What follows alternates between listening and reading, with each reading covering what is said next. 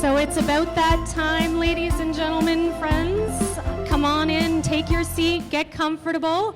We're about to kick off the Tech for Teaching Day, so wow, we have a chatty group.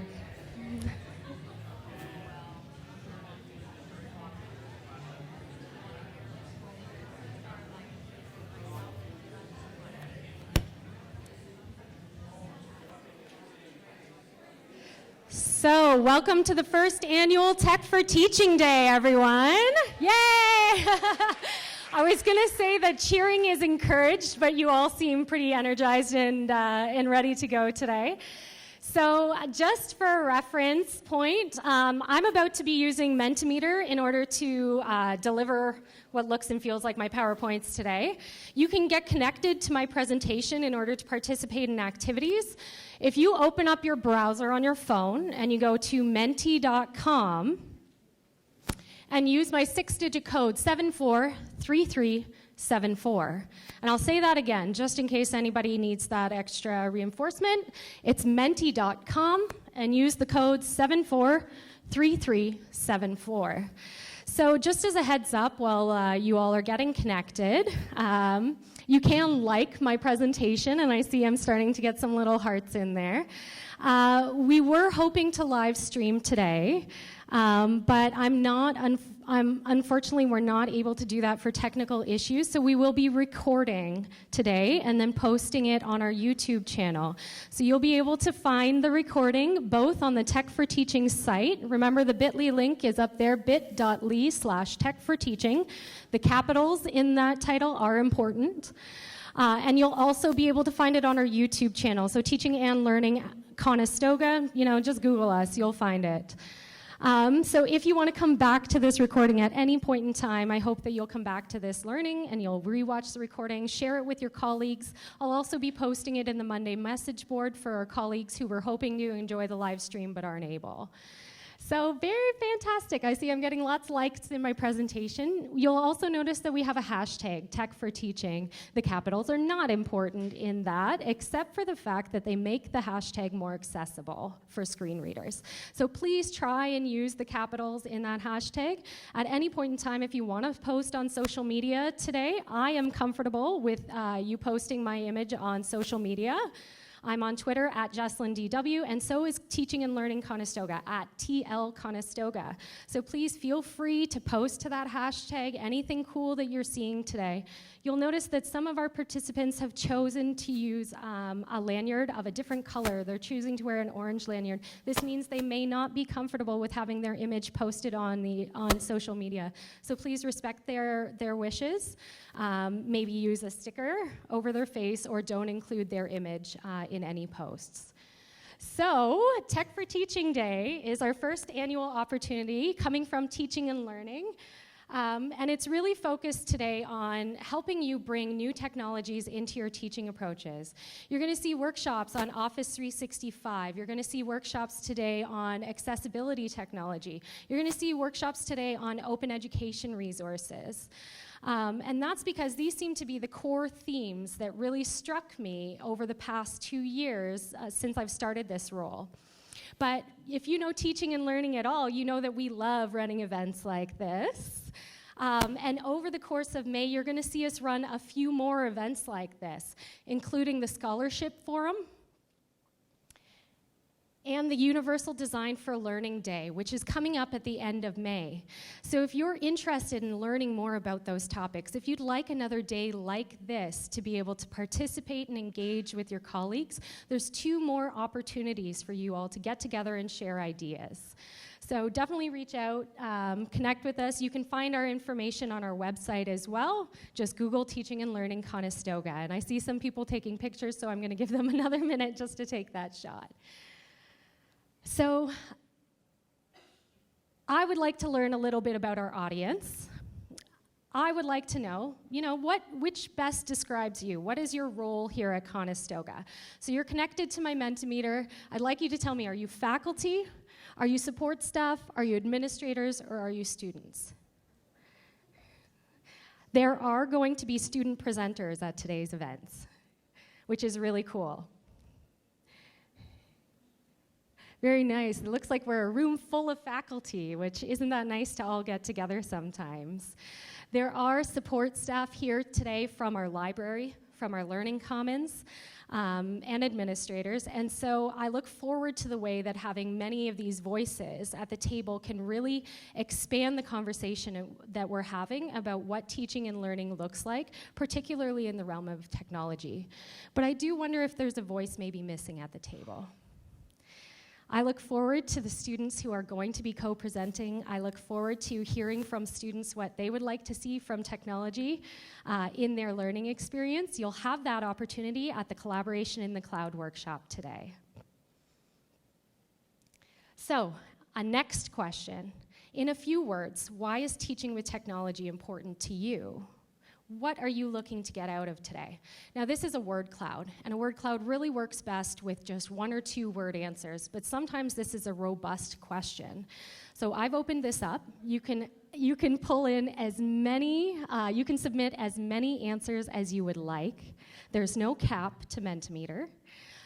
So if you feel that there are a variety of words that really describe why you want to bring tech into your teaching, just keep adding those into the word cloud. And what I love is that you really want to see things like collaboration and engagement. You really want to see flexibility and access. Resources, you're looking for resources to bring in. There's certainly a variety of reasons to bring technology into your teaching experiences. And I have to say that my biggest reason for engaging with technology the way I do sometimes has to do with access. I didn't grow up in a classroom full of resources. I grew up in rural Northern Ontario, and I was lucky to have the terrible PC that was in the library at my school. I came into my technology skills as an adult, and I'm a firm believer that there is nothing that we can't learn if we commit our time and our effort to it.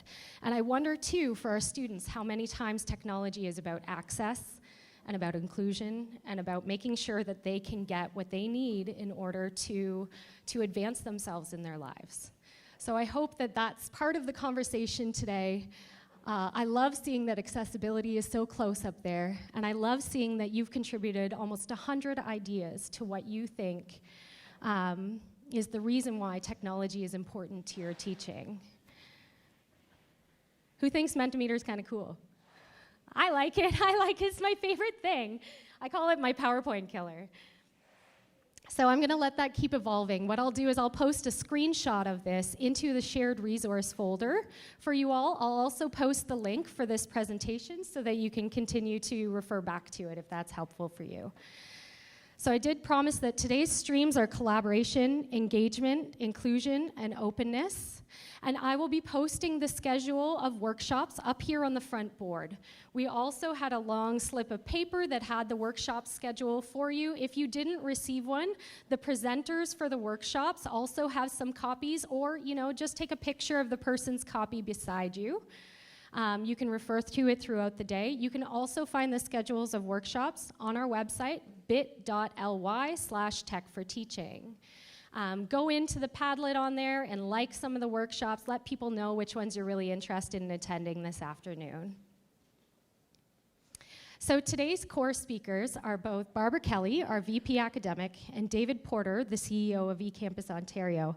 And I'm just going to take a minute to pull up my introduction of Barbara here, because I had it open, and then now I don't. Just a second. Sometimes your phone is useful for notes, like for me right now. So Dr. Barbara Kelly is Conestoga's Vice President of Academic and Student Affairs and Human Resources. She's held a wide range of leadership and teaching positions in both universities and colleges, from faculty to senior administrator. Providing relevant and innovative post-secondary opportunities is important to Barbara, and she's here today to share her insights on the classroom of the future and the changing technological landscape of post-secondary education in Ontario. Please join me in welcoming Barbara to the stage.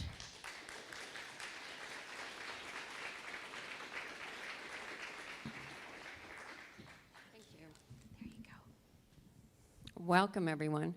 Now, I sort of feel like you were given the impression of my keynote. I'm really going to introduce David, say a few words and introduce David. But I would like to welcome everyone to the start of this intentional journey of bringing the technology into the classroom. Many of us are doing it already. Some of you really want to do it, but it can be a bit nerve-wracking. And how do we do that? We have people like Jessalyn who can help support you in your journey and to be that brave person that says, I want to try this out. We need to keep in mind that with the changing student, they're coming to us with changing expectations, and that can make our job difficult at times. I remember when I came to Conestoga 12 years ago, I wanted to connect my students from overseas with my current students. And we tried, and occasionally we would get it right, and occasionally we'd connect for like 5 minutes. At the end of the day, I gave up. It was a wonderful experience for our students if we could connect, but we just didn't have what it took. Conestoga is now there with support from Jessalyn, with support from Teaching and Learning, with you, all of you being here today and saying, I want to give this a go, or I'm doing this, I want to share my best practice. We can move forward in this. Also, we need to know, what else do we need? What do we need to help support you in this journey? Because technology isn't just, oh, well, here's the technology over here. It's a seamless experience whereby yourself, the student, the outside world, the classroom is all coming together as one. And we don't even know it's happening. It's just working. And that's where we'd like to go. So I'm seeing your interest here today as I want to get involved in this, and feeding back to Jessalyn and Teaching and Learning saying, well, this didn't quite work, or I'd like to try this, is really important for us to move forward in our planning process. Because I will say, annually we plan on what changes do we need to make in classrooms, in equipment, and if we don't know, we can't do it. So it's wonderful to have you here today. It's wonderful for you to be engaging, and I hope you have a great day. And remember, let us know if you need something. I'm not going to say you're going to always get it, but let us know, and we will do our best. You've got to reach out, okay? So, on that note, I am going to introduce David Porter. Let me pull my piece of paper. Oh. Dr. David Porter is the CEO of eCampus Ontario. He is the primary face of the Ontario Online Learning Consortium, a not-for-profit corporation whose membership is composed of all publicly funded colleges and universities in Ontario. David is a longtime advocate for the benefits of adapting new technology to deliver educational opportunities, and has been involved in open and distance learning since the 1990s at both the K-12 and higher education levels. David was formerly the Associate Vice President, Educational Support and Innovation at the British Columbia Institute of Technology. Prior to that appointment, David was the Executive Director of BC Campus. During this term at BC Campus, David and his team engineered Canada's first government-funded open textbook program, many of which you are engaging with open textbooks. Please join me in welcoming David to the stage.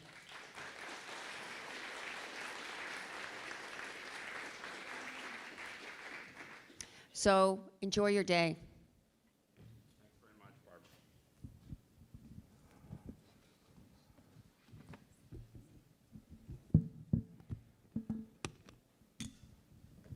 Thanks. My pleasure to be here at Conestoga today. I always keep count of how many institutions in the province I've been to. I think this visit to Conestoga today, my first, gets me to 41 of 45, so I feel really good about that. This presentation is open access, meaning it's got a little open access license on it, and it'll be in your file folder for the conference. You'll be able to go back to anything you see today after the fact. I'm going to start with a little story about an event I attended earlier this year. Actually, it was in late 2018, and it was at the Council of Ontario Universities, and they were conducting a workshop on learning outcomes. And the keynote speaker, Ryan Craig from the US, a Canadian, a Torontonian, in fact, who works in the US, introduced his new book called New You. It was a bit of a shock to the system for the university participants there, because one of the statistics he cited was that over the past 10 years, students have changed markedly in the reason for coming to post-secondary education. And when they surveyed university students 10 years ago, only about 50% thought that a job was at the end of the trail for them. That was their primary reason for being there. But what Craig pointed out is that in universities, that number is north of 90%. And that's not a surprise to people in the college sector. You know that the skills you impart to students are the skills that get them employed, make them great citizens, and put them on the pathway to their futures. So that way of thinking is really starting to change everywhere in Ontario.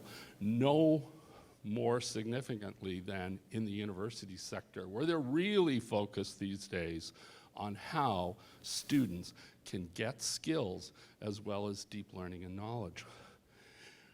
I look at the papers in the educational press all the time, and I see this particular story often. And that is the notion that skills and upgrading of skills and retooling of skills and retuning of skills is on the minds of most students who are in the workplace these days. They need to come back. You are well equipped to address that need. So the big idea that comes from this little story, this little anecdote, is that we really need to recognize the rhythm of change and gear up to address it responsively and creatively. And we think that open practice is one of the great ways of doing that. And that's one of the things I'll talk about this morning. My career in higher education started kind of over on the left there, but over the past 5 years, it's feeling more like this on the right. And I bet you feel exactly the same way. And it has to do with changing dynamics, changing political dynamics, changing social dynamics, changing economic dynamics. All of these factors contribute to us needing to be more responsive to change and to address issues that are of primary concern to the students we serve. One of those concerns is the cost of education. It's a killer for many students. Who knows? These are the kinds of items that are being that a lot of students, and in particularly graduate students, don't want to come for a whole program anymore. They just want a few pieces that allow them a leg up in the employment marketplace. So sometimes it's hard to decide which way to turn and what an institution should focus on, what really resonates with your way of being as a learning institution, what styles of teaching are really setting you apart in your own context, and how do you adjust in ways that make it better for your students and empower your faculty to do the best job they can. For us, it's really about access and empowerment at eCampus Ontario. Our portal lists courses from around the province that are available in multiple formats, but primarily on demand, online, at a distance, part-time, continuing education. The numbers are huge. Across the 45 institutions, there are over 16,000 courses available in those kinds of formats. So it's a very competitive environment, even within the institutions of Ontario. 800 programs. All kinds of opportunities to learn and new in different ways. For us, the focus has been on what we've called the T-shaped student. The notion that our universities and colleges do a fantastic job in giving students deep learning, the kinds of skills that are marketable, that they can take out and feel competent to use in a new job, in a new environment. But it's those cross-domain skills that a lot of our students are worried about. How do I learn presentation skills? How do I learn project management skills? How do I learn how to work in a team-based environment? Those are the things they believe will help them do even better in the job market. And it's one of the reasons that the government of Ontario invested in LinkedIn Learning, lynda.com, free to every student, every faculty member, every staff member in our Ontario institutions. That access has provided other opportunities for students to hone the skills they already have and to learn new skills that they believe might help them get employment. One of the studies we've just completed with the Higher Education Council of Ontario pointed out an interesting fact. We thought that students would really focus on those broad-based skills, those cross-domain skills that help them get employed. But as it turns out, they're trying to learn even deeper knowledge in the skill and discipline area they're in. So if they're a business student and they're learning about business analytics and they've learned a particular program to do that in their courses, they're taking on another kind of analytic environment to add to their CV when they go forward into the job market, to say, I know more than one way of getting at analytics. That's the kind of thing we're learning from these experiments. So the big question is, with all of this churn and all of these dynamic opportunities out there, how do we support educators to thrive in this context? Well, our approach is really to think about it as a rebirth of innovation. This is an opportunity to take the next giant leap. Technology and networks are ubiquitous across our institutions and campuses, in our neighborhoods, everywhere. This is the chance to take the next big step.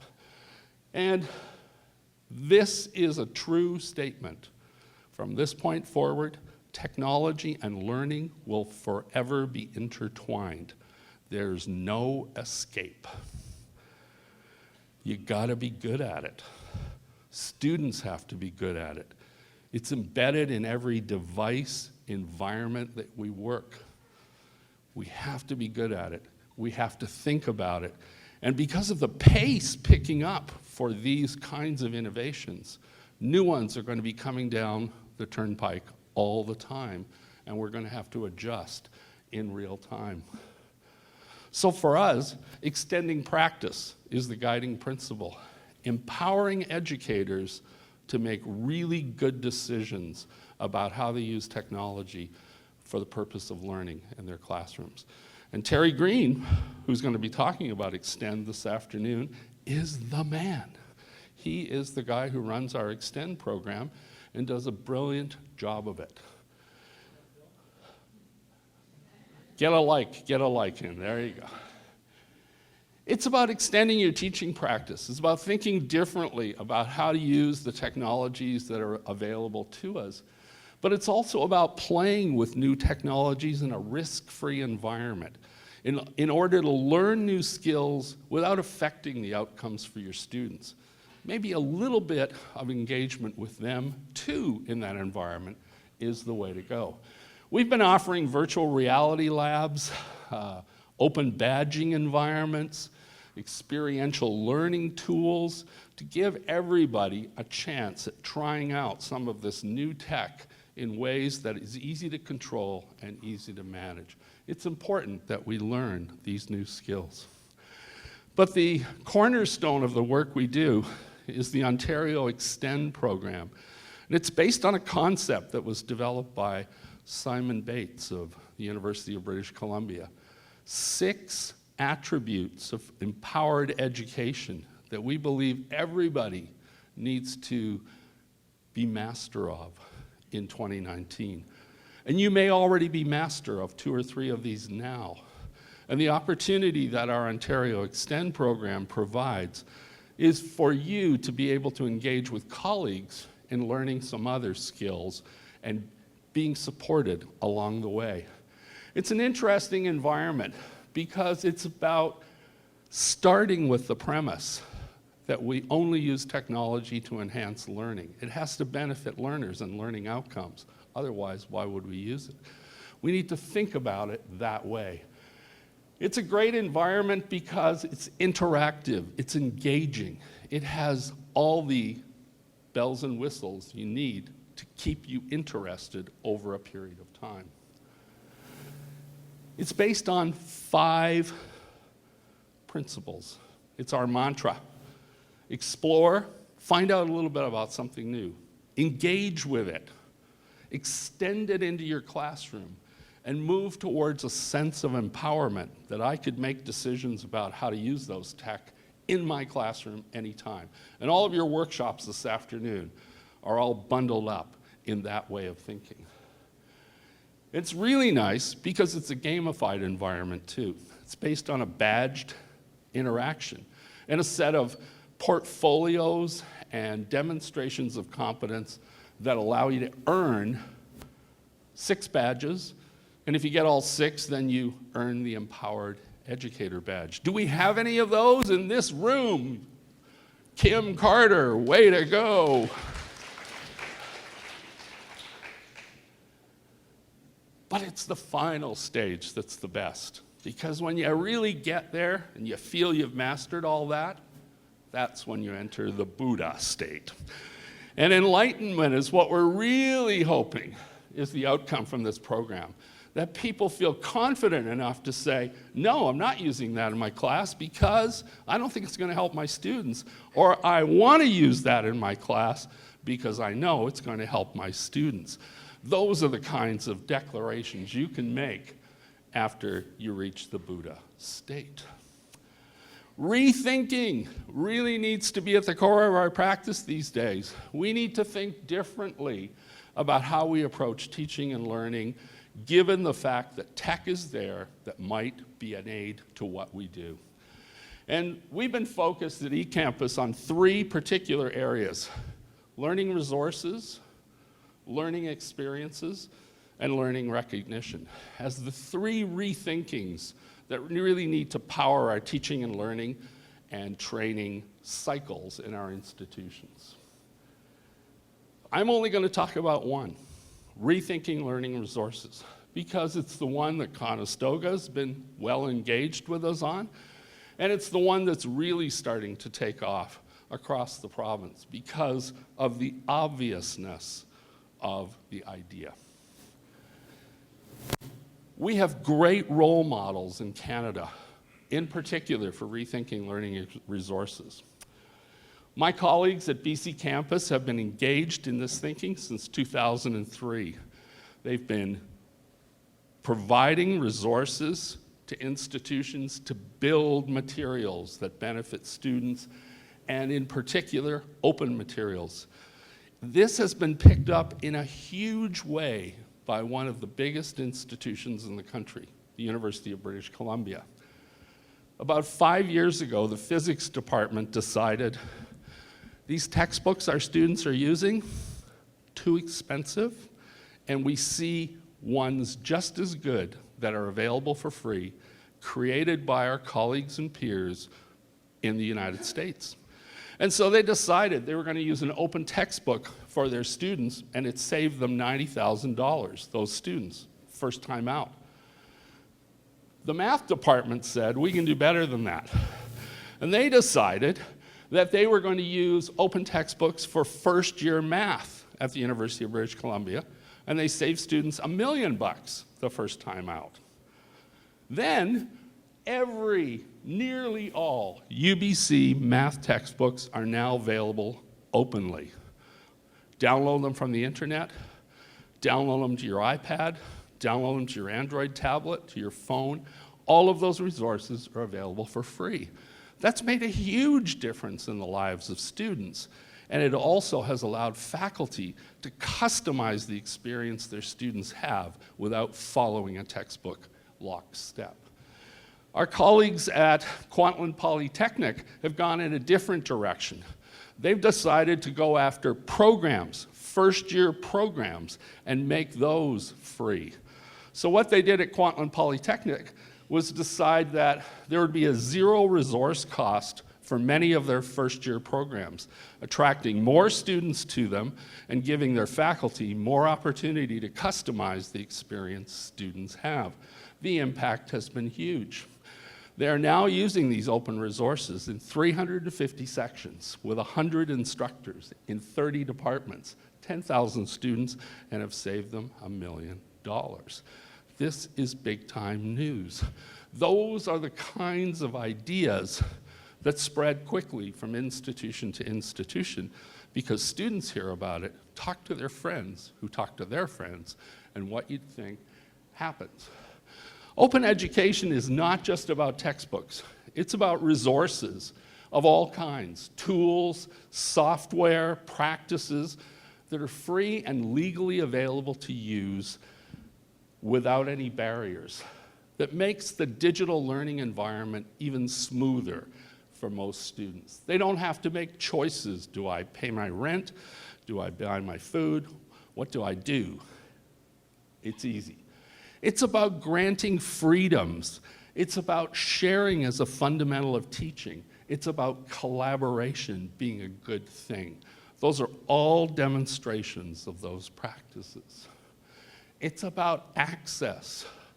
It's about increasing access to higher education by reducing student costs. It's about improving student learning by removing barriers. They don't have to make choices about buy it or don't buy it. It gives faculty more control over their instructional resources. Great examples are open textbooks in the STEM disciplines provided by OpenStax, which is a division of Rice University, a big engineering school in the United States. They have all kinds of great books that are being used. The University of Waterloo uses them for physics in first year. They use them in their anatomy and physiology programs. Great books, well-read, well-written, peer-reviewed.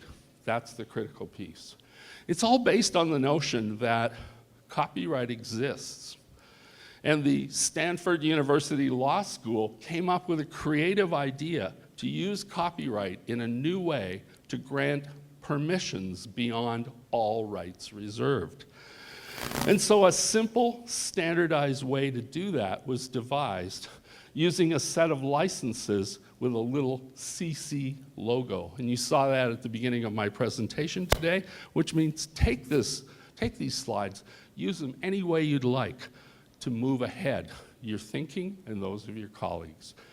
We're seeing open thinking happening everywhere. Health professions. While I was at BCIT, a couple of my colleagues there developed this open textbook that's now used in nursing programs across British Columbia. Students get it.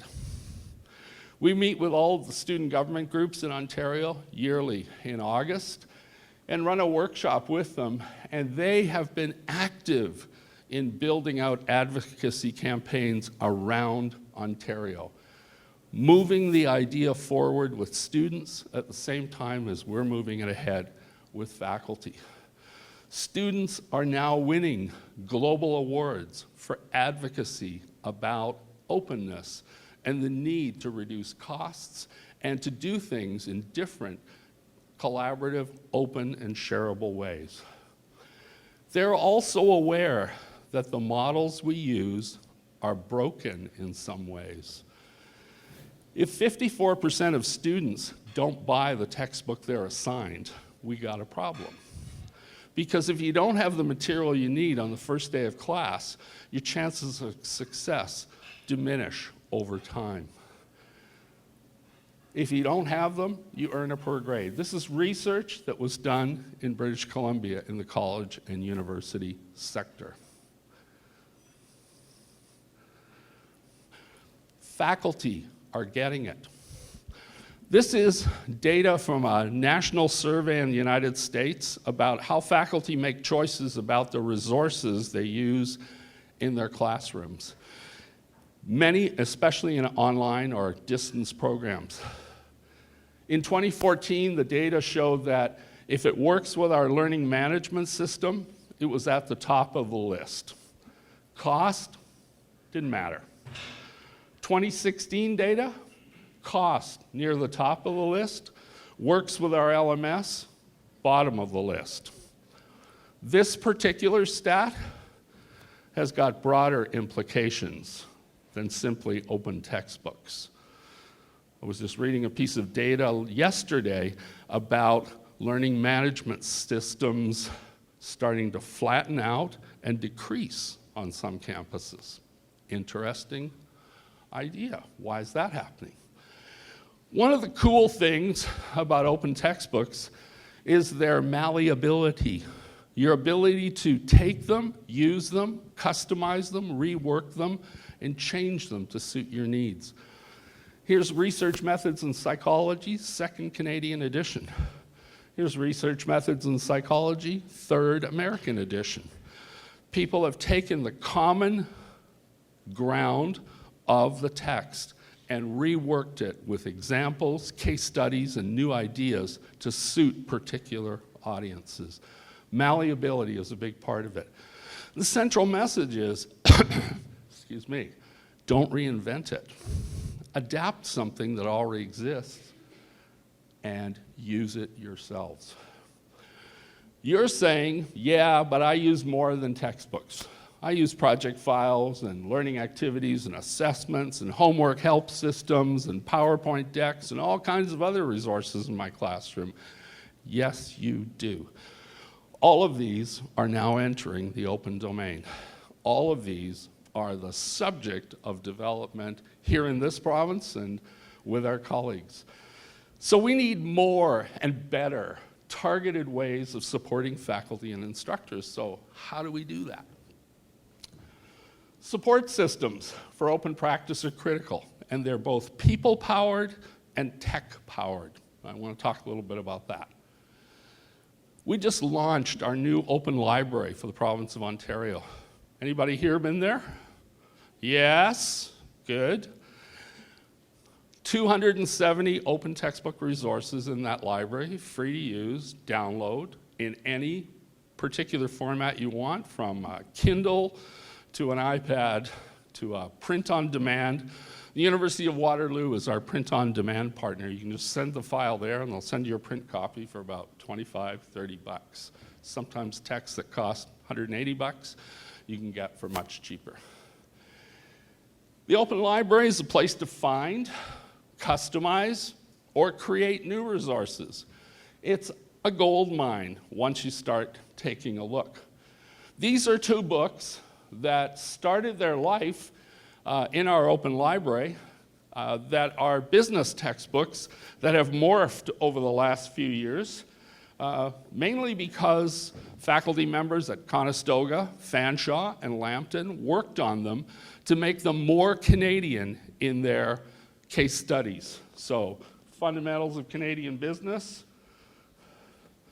Communications for Business Professionals. 1,000 students at Centennial College use the Fundamentals of Canadian Business. A textbook that they would normally buy for that course would be about 100 bucks. So that alone is saving $100,000 for students at Centennial College in one course. Good start. Both these books are world class. They're great books. I've brought them, I'll leave them, you can take a look at them. But we're also working on assignments and case studies and other kinds of resources to make the resources that can be available for an open library and usable by faculty great stuff. Not just a second choice, but a first choice. The new library is really easy to use. You can upload to it yourself. It meets AODA guidelines, so everything that we put there is available in a format that works for accessibility. We also have a publishing system for the province of Ontario that we've just developed, the Open Library Publishing Platform. And that is the place where you can customize or create. You could take that book, load it up into the publishing platform, and say, I want to start moving chapters around so it fits the sequence that I use in my class. You can do that. I want to customize a case study with a local business. You can do that. All of these are possible within that system. Continuous support to make that happen is required. So we have staff who go out to institutions and work with librarians who run the digital publishing centers of the future to help them build this out. And if you're a Francophone institution, it's also available in French. So how can you do this? You can choose to create, share, or review an open textbook. And because we believe academic labor is real labor, we pay for these things, including reviews of open textbooks. The way most open textbooks get built is not through the model that publishers use. It's generally done as a collective endeavor with multiple faculty members, designers, graphic artists, librarians, and it's called a sprint. It's done as a textbook sprint over a fixed period of time, usually less than a week. And it kind of works like this: an agenda, a methodology, the right people in the room, the right approach, go. That's kind of how a sprint works. We've also had test bank sprints for people who like tests as part of the environment in which their teaching and learning take place. And librarians are huge on the idea of library sprints for resources and creating custom collections and resource materials to support faculty. Big ideas. One of the really interesting things that came out of one of our recent textbook sprints, where a Canadian history book was being adapted for use at York University and Western, is that the byproduct was what's called a visual syllabus, a way of representing your course to students so they know how much is reading, how much is lecture, how much is activity. Great idea. Great idea. And I saw a tweet recently where someone was using that idea to figure out her own course, how to build a great syllabus to invite students to a course. Great idea. Our vision's for a community across Ontario of open educators. And that's why people like Terry are so important to the process, because they can invite and engage and bring people together in ways that are both fun and a learning experience. We've also surveyed faculty members across the province to find out what they need. This one turned into a dissertation for one of our staff. But it's all about empowering faculty. And it's about building a network of open rangers on every campus. Is anyone here an official open ranger with eCampus Ontario? We need some. We also have a network of open education fellows, college and university faculty who are working on these problems in their courses and in their institutions. 2018-19 fellows were very productive. We hope the 2019-20 fellows will be just as productive, an equal mix of college and university faculty. So how do we get large-scale implementation of open practice into play? Well, here's how we're doing it. We have a new project that we're going to be inviting very soon every institution in the province to play in. It's called Open at Scale, and it has 3 flavors: business, nursing, and apprenticeship. And the idea is to take the institutions in the province and work with them to build sets of common resources that could be useful across the college sector. It's so interesting. I presented to the heads of business at Centennial College last fall in August, and in November they called to say, we'd like to start on something big across the business faculties of all of our colleges to build out an open program for business students. And so we're in this time where we have to think flexibly and more quickly than we have in the past. So we started to respond immediately. And we needed some space to rethink. So we brought business educators together, nurses together, heads of apprenticeship together, and began to talk about how we might do this. And so it's all about a new approach to program implementation. Fully outcomes-oriented, collaborative design from the beginning, and trying to reach new heights of impact and scale. And it's really about targeted development for open educational resources. Focus on one discipline, business, good example. Seek consensus on which 10 courses should we develop out this way. Scan the landscape. What already exists that we could use? Leverage those existing assets for quick wins. Fill in the gaps. That's how we're proceeding. Building out so that we have all of these components in the end product, that it's not simply a flat textbook, it has other kinds of dimensions to it to make it more exciting. And that it's based on technical innovation, human skills, and applied skills. All of those have to be in the environment together.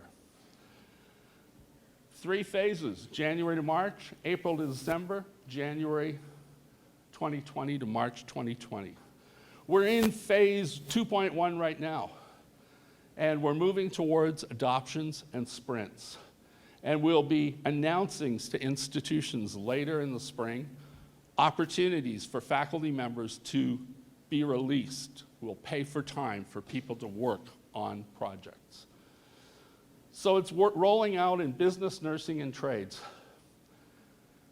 To start with, we're going for quick wins.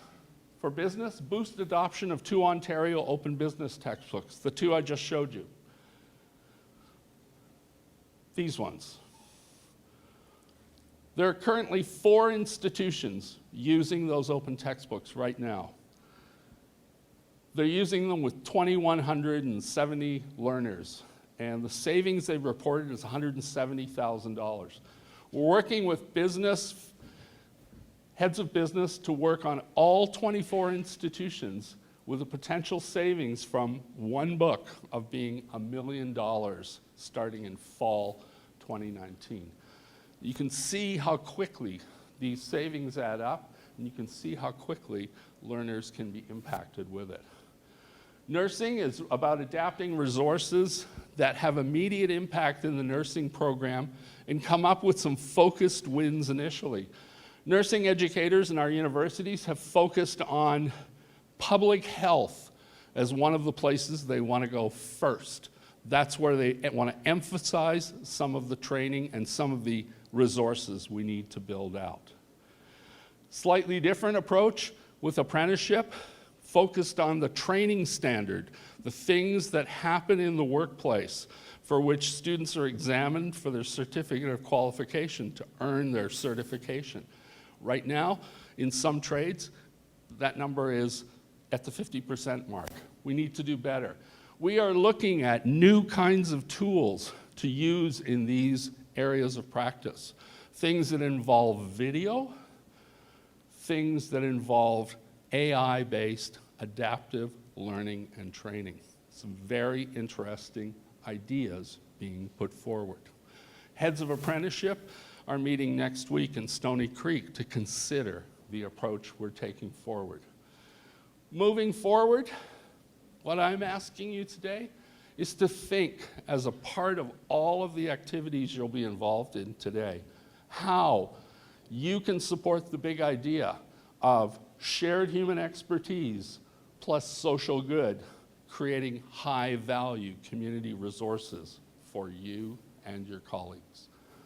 I hope you will join us in going in that direction. We think it's the right thing to do, and we think it's a good thing to do, and we think it's a fun thing to do. So please join us for that activity. Thank you.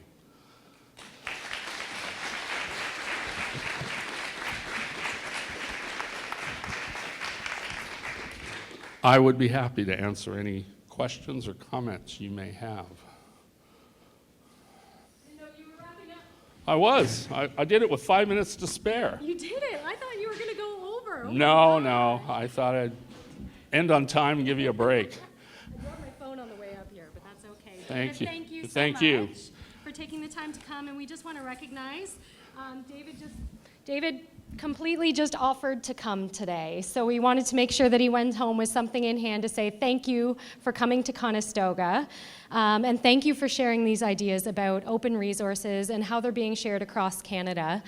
And I have to say that I love the way eCampus incorporates all of the different voices in the conversation. You've consulted faculty, you've consulted students, you've consulted administration at colleges.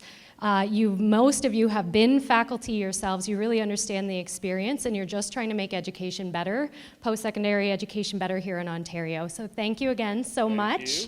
And thank you so much. Let's welcome David off the stage.